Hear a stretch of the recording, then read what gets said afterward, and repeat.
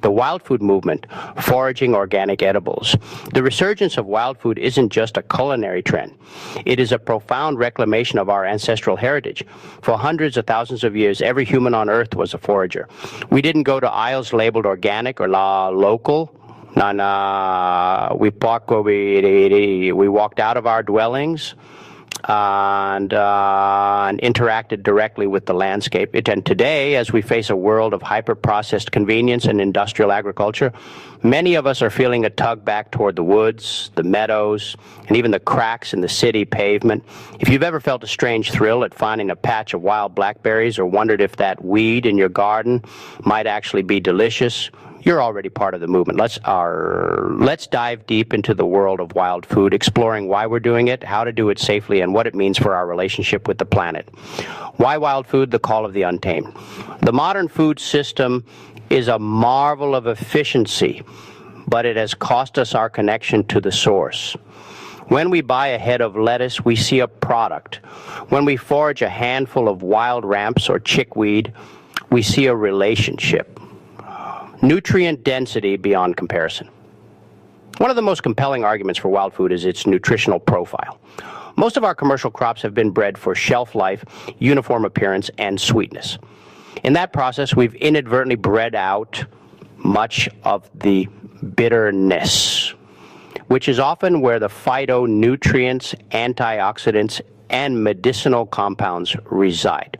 A wild dandelion green, for instance, can contain significantly more vitamin A and iron than cultivated spinach. Wild stinging nettles are a powerhouse of protein and minerals. These plants have to be tough to survive without pesticides or fertilizers. And that toughness translates into a nutrient density that farmed produce rarely matches. The ultimate local food. Farm to table is great, but forest to table is the gold standard of sustainability. Wild food has 0 food miles. It doesn't require plastic packaging, refrigerated trucking, or industrial irrigation. It grows where it wants to grow, perfectly adapted to its specific microclimate. By eating wild, you are literally consuming the essence of your local ecosystem, mental health, and the forager's high. There's a psychological shift that happens when you start looking for food. Scientists often talk about soft fascination, a state of mind where your attention is engaged but not taxed. Searching for morels in a spring forest or scouring a beach for sea kale puts you in a flow state. It reduces cortisol, sharpens your senses, and grounds you in the present moment. It turns a walk in the woods into a treasure hunt where the prize is a meal. The golden rules of the forager. Before we get into the what, we have to talk about the how. Foraging is a beautiful practice, but it requires a high level of responsibility. We aren't just consumers here, we are stewards. 1, positive identification is non-negotiable. The number 1 rule of foraging is simple. If you are not 100% sure, do not eat it. There are no almosts in foraging. While most wild plants are harmless or merely unpalatable, a few are deadly. Take the hemlock family, for example. Water hemlock and poison hemlock can look remarkably like wild carrots, Queen Anne's lace to an untrained eye. But ingesting even a small amount is fatal. The 100% rule. Use at least 3 different field guides or sources to confirm an ID. Look for look-alikes. Always study the toxic mimics of the plant you are looking for. Join a group. There is no substitute for a human mentor who can show you the tactile details, the smell, the texture, the way a stem breaks that a credible can't always convey. 2, the ethics of the harvest. When we forage, we are taking from an ecosystem that supports many other lives. The wild food movement emphasizes a leave no trace, or better yet, a leave it better philosophy. The 1 in 20 rule, a common rule of thumb, is never to take more than 10%, some say 5%, of a healthy patch. If there are only a few plants, leave them alone entirely. Know the part. If you're harvesting leaves, don't pull the root. If you're harvesting roots, make sure the plant is abundant enough to survive the loss. Protect the rare. Never forage for endangered or threatened species. Respect the birds and bees. Remember that for you, this is a hobby or a supplement. For the local wildlife, this is their survival. 3, location, location, location. Not all wild food is clean. Plants are excellent at absorbing what's in the soil and air.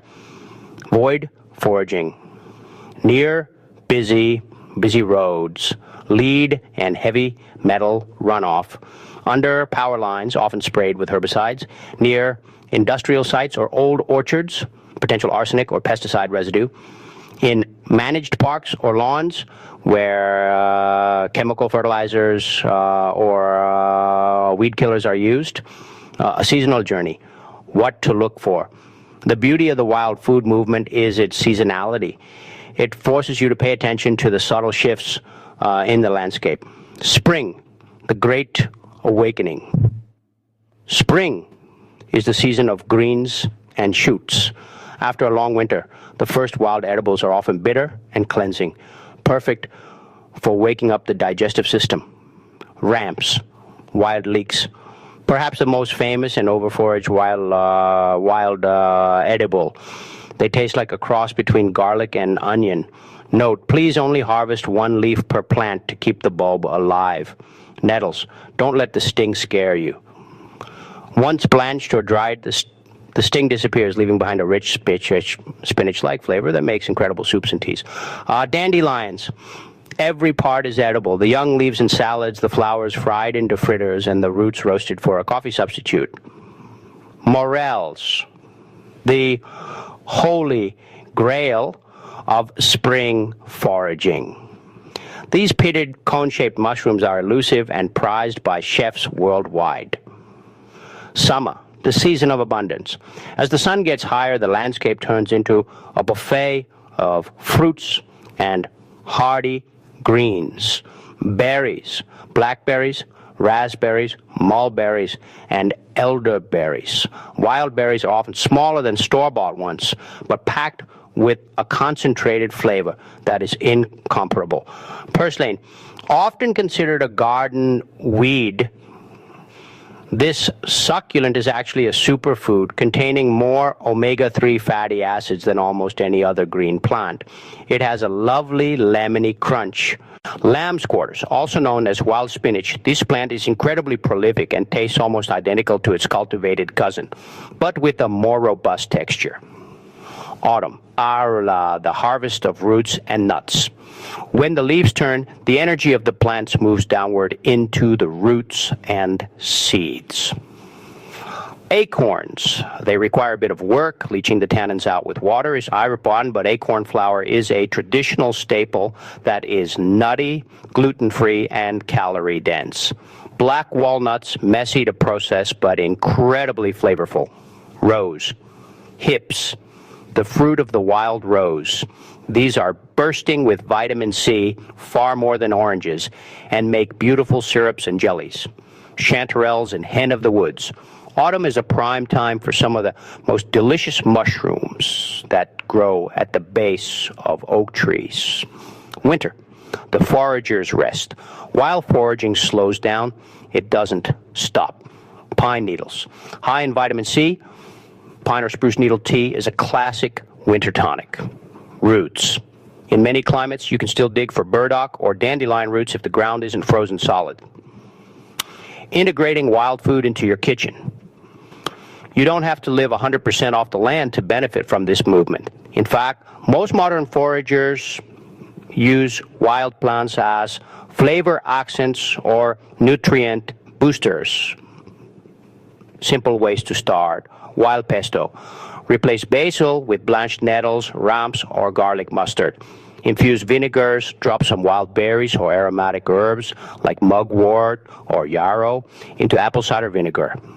Forage salads. Start by adding just 10% wild greens to your store-bought lettuce. It adds complexity and bite. Wild teas. Drying herbs like mint, ground ivy, or lemon balm provides a year-round supply of organic tea. The art of preservation. Since nature provides in gluts, learning to preserve is key.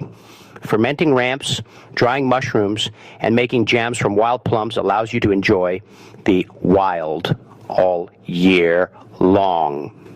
Fermentation in particular is a natural partner to foraging as it enhances the bioavailability of the nutrients in wild plants. Foraging in the concrete jungle, urban foraging. You don't need a 500-acre forest to be a forager. Many of the most prolific wild edibles thrive in disturbed soils, which means cities. Urban foraging is a subset of the movement that focuses on edible landscaping and ruderal plants, not those that grow in waste ground. Ginkgo trees in city parks drop edible, though smelly, nuts. Service berries, Amelanchier, are often planted as ornamental street trees and produce delicious blueberry-like fruit that most pedestrians walk right past. A note of caution for urbanites. Soil contamination is a bigger risk in the city. Raised beds or plants that fruit high off the ground, like trees, are generally safer than ground-level greens in high-traffic areas. Always check city maps for historical land use to ensure you aren't foraging on a former industrial site. The philosophy of the movement. Becoming a participant. The wild food movement is often criticized as a hipster fad, but that misses the point. At its core, it is an act of resistance against a food system that has made us passive consumers. When you forage, you become a participant in your landscape. You start to notice when the rain falls, when the first frost hits, and which insects are pollinating which flowers. You stop seeing the outdoors as a backdrop and start seeing it as a living, breathing pantry that requires your protection. This movement fosters a deep ecological literacy. Once you've spent an afternoon hunting for mushrooms, you are much more likely to care about the health of that forest. You realize that a clean lawn sprayed with chemicals is actually a desert, and a weedy backyard is a sanctuary. Common misconceptions. It's too dangerous. Driving a car is dangerous. We manage that risk by learning the rules and practicing. Foraging is the same, with a few never-break rules and study. It is a safe and rewarding activity. It takes too much time. It can, but it doesn't have to. Yeah, foraging can be as simple as picking some dandelion greens while you're out for a walk or grabbing a handful of wild plums on your way back from work. It's about shifting your perspective to see the food that is already there, which wild food tastes bad, bitter. Some does, but much of that is because our palates have been dumbed down by sugar and salt. Once you start eating wild foods, your taste buds adapt. You start to crave the complexity and the green vibrancy that cultivated food lacks. How to get started today. If you're feeling inspired to start your foraging journey, here's a simple roadmap. Get a local field guide. Look for a book specifically for your region. General guides are okay, but local guides will tell you exactly what's in your backyard. Learn one plant a month. Don't try to learn everything at once. Start with something easy and unmistakable like dandelions or chickweed. Learn its life cycle, its lookalikes, and how to cook it. Use your senses. Smell the leaves. Feel the texture of the bark.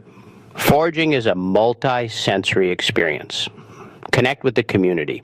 Look for foraging walks or workshops in your area. Social media groups can also be helpful for ID assistance, though never rely on them 100%. Start in your own backyard. You'd be surprised how much food is growing within 10 feet of your door. The future of wild food. As we look toward a future with a changing climate and a need for more resilient food systems, wild foods offer a path forward. They're the survivors. They're the genetically diverse, hardy species that can withstand droughts and floods. By bringing wild foods back into our kitchens, we aren't just eating better, we are honoring the Earth's natural rhythms. We are reminding ourselves that we are not separate from nature. We are a part of it. Every wild berry eaten and every nettle soup shared is a small, delicious step toward a more connected and sustainable world. The wild food movement isn't about going back to the Stone Age. It's about taking the best of our ancestral knowledge and weaving it into our modern lives. It's about finding the extraordinary in the ordinary weeds under our feet. So next time you're outside, take a closer look at that green patch by the fence. It might just be the best meal you've ever had.